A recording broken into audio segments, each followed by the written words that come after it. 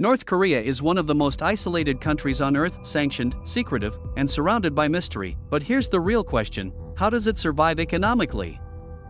In this video, we'll explore how North Korea actually makes money today, from secret exports and cybercrime to legal trade with powerful allies. Let's take a look behind the curtain and uncover the strategies that keep this closed-off regime afloat. Despite strict international sanctions, North Korea still manages to export goods, often through indirect or deceptive channels. Do you know what is one of its biggest legal exports? Minerals, including coal, iron ore, and zinc, with most of it heading to China. In fact, even though there are bans in place, loopholes in smuggling continue to allow some trade. Other exports include seafood, textiles, and surprisingly, beauty products like fake eyelashes, often produced in state-run factories. Another significant income source is the export of labor. North Korea sends tens of thousands of workers overseas, primarily to Russia, China, and parts of Eastern Europe and Africa. These workers are employed in industries such as construction, mining, and logging. However, these jobs come at a cost. The regime seizes a large portion of their wages, sometimes up to 90%, funneling hard currency back to Pyongyang. These workers often live under harsh surveillance, cut off from the outside world. But not all revenue comes through traditional means.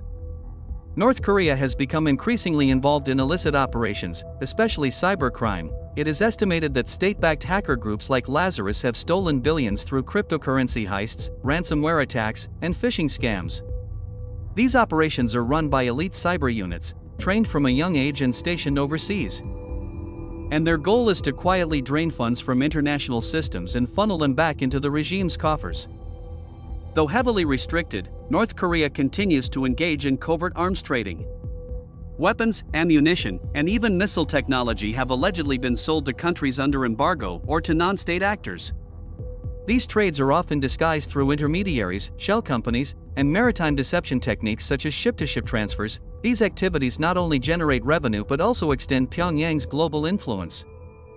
China remains the single largest economic partner of North Korea, accounting for over 90% of its trade. Essential goods like fuel, food, and machinery flow into North Korea, while raw materials and labor flow out.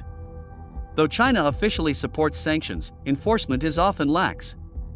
Border trade, both legal and illegal, continues to thrive through shared interests and strategic alliances.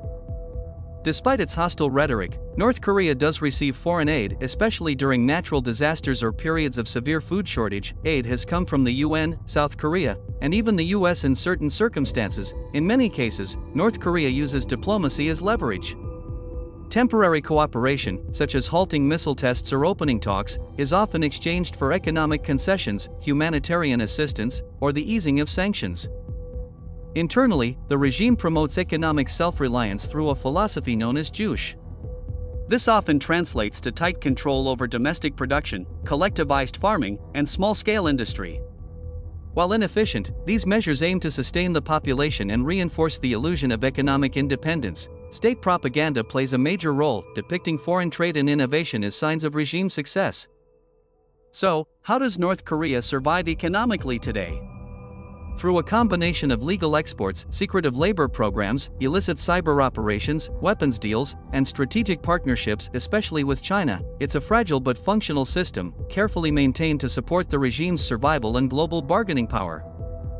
If you found this video insightful, hit like, subscribe to Smart Ripple, and join us as we explore how the world's most secretive systems really work, one ripple at a time.